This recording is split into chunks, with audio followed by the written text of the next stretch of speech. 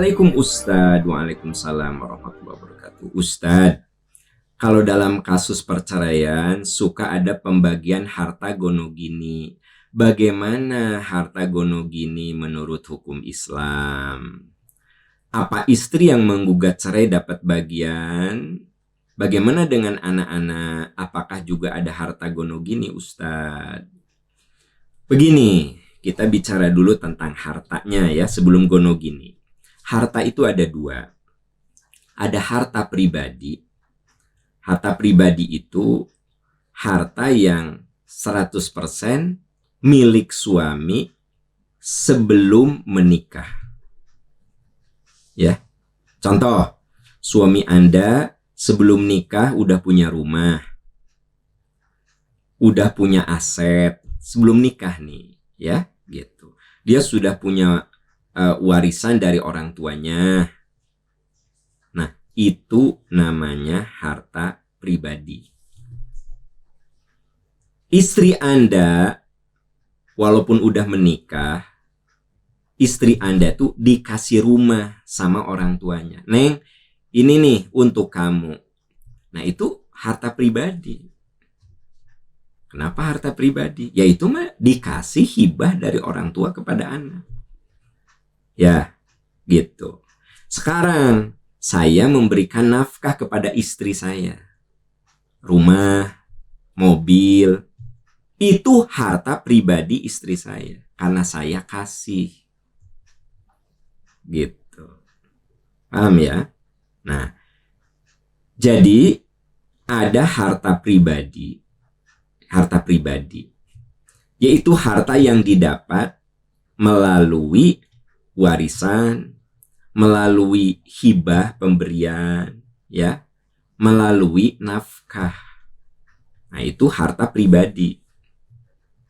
Jadi kalau Anda ya bercerai dan Anda punya harta pribadi, ya nggak masuk gonogini. Anda istri dikasih rumah oleh orang tua Anda.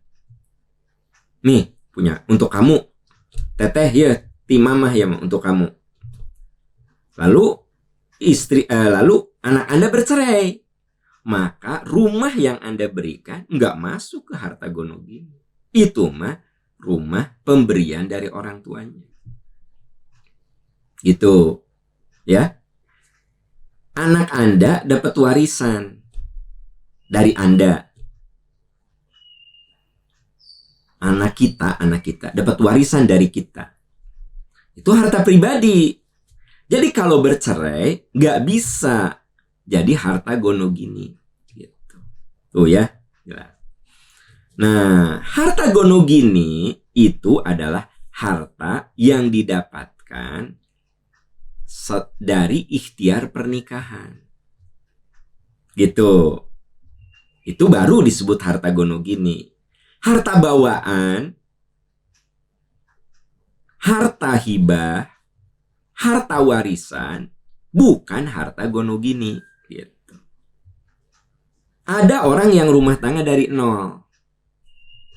Saya nggak punya, istri saya juga nggak punya. Kami nikah, ngontrak. Pelan-pelan bisa punya rumah. Pelan-pelan bisa punya tabungan. Nah, baru ini namanya harta gonogini. Tapi Pak Am, istri Pak Am nggak kerja. Iya, tapi saya menafkahi dia. Makanya istri yang tidak bekerja,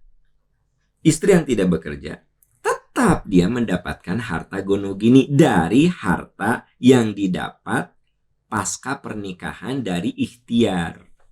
Begitu ya, bisa dipahami ya. Nah, bagaimana kalau istri gugat cerai? Ya tetap dapat. Selama gugat cerai itu alasannya syar'i.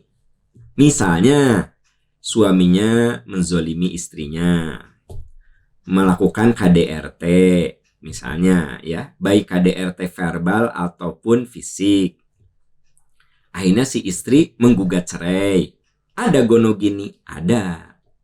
Karena harta itu, walaupun si istrinya nggak kerja, Karena harta itu didapat dari ikhtiar mereka sejak di pernikahan, di awal pernikahan, gitu. Jadi ingat, harta yang tidak masuk gonogini adalah harta pemberian orang tua, harta warisan orang tua, harta yang didapat sebelum pernikahan itu tidak masuk ke gonogini. Itu mah milik pribadi yang saya bilang tadi. Ya. Nah, harta gonogini itu harta yang didapat bareng-bareng setelah ada ikatan nikah. Sekalipun istri tidak bekerja, suami wajib menafkahi istrinya. Kalau akhirnya mereka punya harta, itu gonogini. Gitu. Nah, berapa bagian gonogini? Silahkan diatur dengan perdamaian. Wa ini imra'atun khafat min ba'liha nusyuzan au i'radon.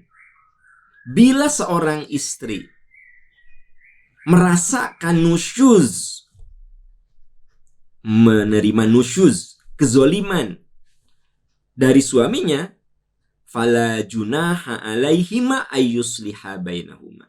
Alangkah baiknya kalau mereka berdamai. Ya. Wasulhu khair. Dan berdamai itu lebih penting. Tapi kalau ternyata tak terelakkan, mereka akhirnya harus bercerai, maka termasuk harta yang didapat bersama itu asulhu khair. Sok, damaikan saja. Berdua saja. Hubungan kekeluargaan saja. Bahas apakah mau setengah-setengah gitu. Ya. Bagaimana dengan anak? Anak mah harus dapat, wajib dapat. Dan ketika bercerai, seorang ayah tidak bisa memutuskan nafkah terhadap anak. Tetap harus dinafkahi. Yang putus nafkah dengan mantan istri. Ya kalau Anda sudah bercerai dengan istri, ya nggak usah dinafkahi si istri itu. Tidak ada kewajiban. Tapi anak tetap berkewajiban untuk dinafkahi. Gitu. Ya. Nah, memang kalau persoalan ini bisa ini teman-teman sekalian bisa panjang lebar begitu. Ya. Kalau persoalan gonogini, persoalan cerai, itu tuh sangat complicated begitu. Nah, makanya pengadilan sekarang ini tidak menguruskan gonogini kecuali mereka mengajukan. Jadi pengadilan agama sekarang cuma mengetok palu perceraian. Cerai, udah. Urusan harta, sok. Kalau ternyata tidak didamaikan, ke pengadilan lagi. Ya, jadi kalau dulu pengadilan agama itu memutuskan cerai itu dengan gonogini, dengan anak, segala macam. Sekarang ini cuma perceraian, sudah. Urusan harta, musyawarahkan. Urusan anak, musyawarahkan. Tapi ketika musyawarah as-sulhu khair, si perdamaian itu tidak bisa terwujud, baru hakim turun tangan untuk memutuskan. Gitu. Ya.